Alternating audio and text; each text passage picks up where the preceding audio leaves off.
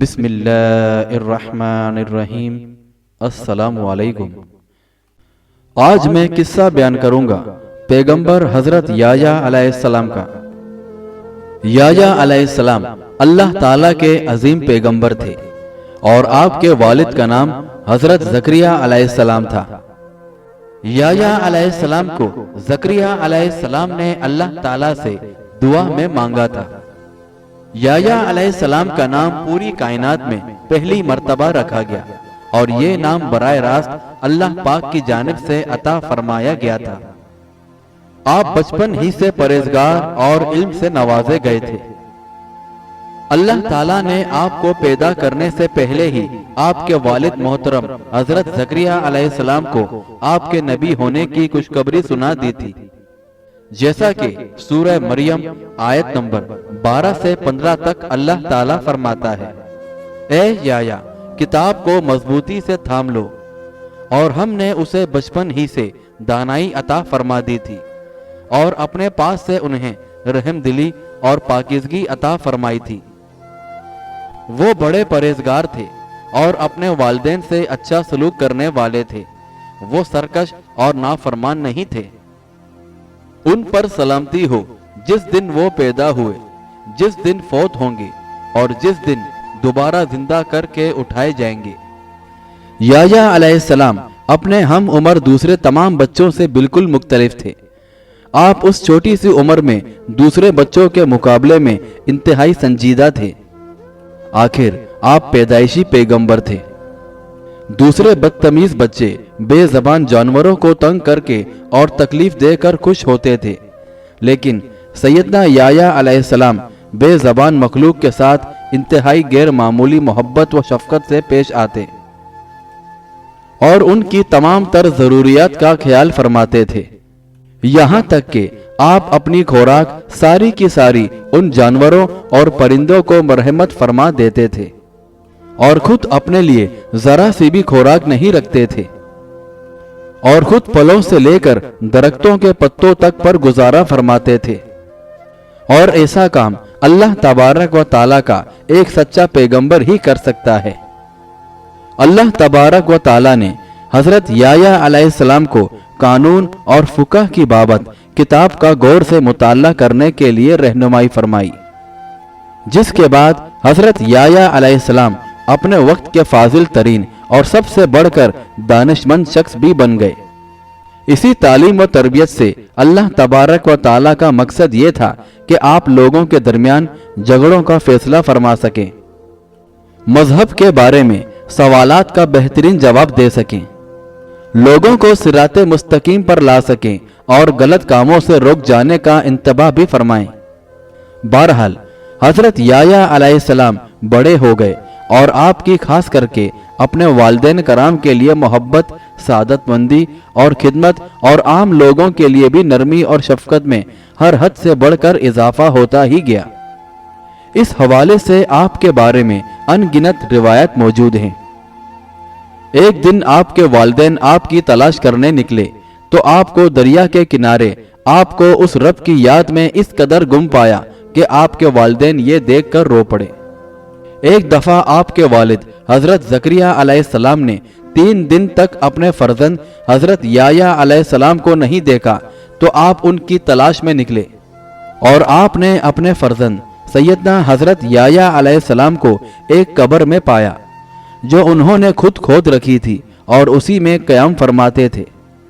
یہ دیکھ کر حضرت زکریا علیہ السلام نے فرمایا: اے میرے بیٹے، میں تم کو ڈھونڈ رہا ہوں اور تم یہاں اس قبر میں بیٹھے رو رہے ہو۔ اور جواب میں حضرت یحییٰ علیہ السلام نے عرض کیا: ابا جان، آپ ہی نے ارشاد فرمایا ہے کہ جنت اور دوزخ کے درمیان صرف ایک پل ہے، اس کو آنسوؤں کے سوا کسی چیز سے پار نہیں کیا جا سکتا۔ اس پر سیدنا زکریا علیہ السلام نے فرمایا: ٹھیک ہے بیٹا، رو اور خوب رو۔ اب دونوں بیٹھ کر ایک ساتھ رونے لگے۔ اسی طرح ایک اور موقع پر حضرت یحییٰ علیہ السلام نے فرمایا: جنت میں جانے والوں کے دل اللہ تبارک و تعالیٰ کی محبت سے اس قدر بھرے ہوئے ہوتے ہیں کہ اس کے ہوتے ہوئے وہ مشکل ہی سے سو سکتے ہیں، اور یہ کس قدر عظیم بات ہے، یہ فرما کر آپ اس قدر روئے کہ آنسو آپ کے مبارک رخساروں سے بہنے لگے۔ بہرحال سیدنا یحییٰ علیہ السلام کی مبارک زندگی دنیا کے مسائل سے بالکل آزاد تھی۔ انہوں نے کبھی اپنے کھانے کی فکر نہیں فرمائی۔ آپ درختوں کے پتے، پودے اور کبھی کبھار ٹڈیاں تک نوش فرما لیا کرتے تھے۔ آپ پہاڑوں پر بھی نیند پوری کر لیتے تھے۔ بعض اوقات آپ شیروں اور ریچھوں کے بھٹوں تک میں تشریف لے جاتے تھے اور ان مخلوقات کی طرف سے کسی ڈر یا فکر کے بغیر پوری طرح اپنے رب کی یاد میں گم رہتے تھے، اور ان مخلوقات کی طرف سے کبھی فکر مند نہیں رہتے تھے کہ یہ آپ کو کوئی نقصان نہ پہنچا دیں۔ یہ جانور تک آپ کی پیغمبر ہونے کی حیثیت سے واقف تھے اور اس بات کو بھی جانتے تھے کہ آپ تمام مخلوقات کی حفاظت کرنے والے ہیں، لہٰذا یہ شیر، چیتے، ریچھ آپ کو دیکھ کر آپ کے احترام میں سر جھکا کر اپنے بھٹوں سے نکل جاتے تھے۔ آپ اکثر و بیشتر اپنی خوراک بھی ان جانوروں کو عنایت فرما دیتے تھے کہ آپ کے لیے اپنے رب کی عبادت ہی ان کے روح کے لیے خوراک کی حیثیت رکھتی تھی۔ آپ کے دن ہی نہیں، رات بھی اللہ تعالیٰ کے حضور عاجزی سے عبادت گزاری میں گزارتے تھے۔ آپ کے مبارک اور روشن زندگی کا ہر لمحہ روشنی سے بھرا ہوا تھا، جو قیامت تک پوری انسانیت کے لیے روشنی کا ذریعہ بنی رہے گی۔ آپ رات دن اپنے رب کی حمد و ثنا اور اس کی عطا کردہ نعمتوں کا شکر ادا کرنے میں گزارتے تھے۔ جب آپ لوگوں کو اپنے رب حقیقی کی طرف بلاتے تھے تو آپ کا لب و لہجہ اللہ تبارک و تعالیٰ کی محبت اور اس کے حضور عاجزی کی اظہار سے بھرا ہوا ہوتا تھا۔ بہرحال حضرت یحییٰ علیہ السلام کو شہادت کا عظیم مرتبہ عطا فرما دیا گیا۔ حضرت یحییٰ کا اپنے وقت کے فلسطین کے بادشاہ سے تنازع ہو گیا۔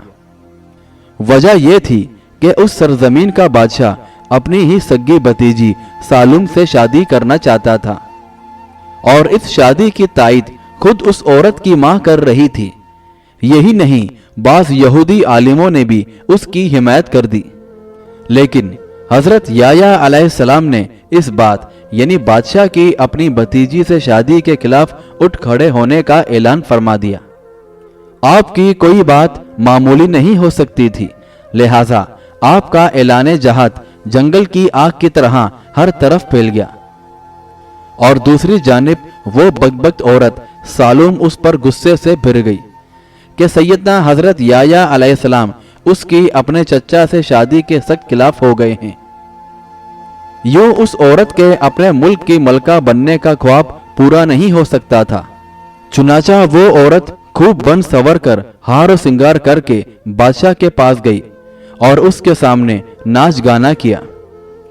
ظاہر ہے اس ذلیل حرکت سے اس عورت کا مقصد بادشاہ کو لبھانا تھا، اور بادشاہ اس عورت کی اس چال میں آ گیا۔ اب اس نے بادشاہ سے کہا کہ اگر تم مجھ سے شادی کرنا چاہتے ہو تو میری ایک شرط ہے کہ مجھے یحییٰ کا سر لا کر دو۔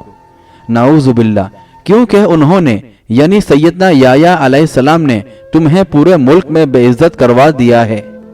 اس پر بادشاہ، جو اس عورت کے پیچھے بالکل اندھا ہو چکا تھا، اس شیطانی فرمائش کو فوراً قبول کر لیا اور سیدنا یحییٰ علیہ السلام کو گرفتار کر کے آپ کو پھانسی بھی دے دی۔ اس کے بعد آپ کا مبارک ترین سر کاٹ کر اس بدبخت ترین عورت کو پیش کر دیا، مگر اللہ تبارک و تعالیٰ یہ سب کچھ دیکھ رہا تھا۔ اللہ تبارک و تعالیٰ نے اس کا یوں انتقام لیا کہ دشمن فوجیں اس ظالم بادشاہ اور اس عورت کے اوپر لا چڑھائیں۔ ان دشمن فوجوں نے اس ساری اسرائیلی بادشاہت کو تباہ و برباد کر کے رکھ دیا۔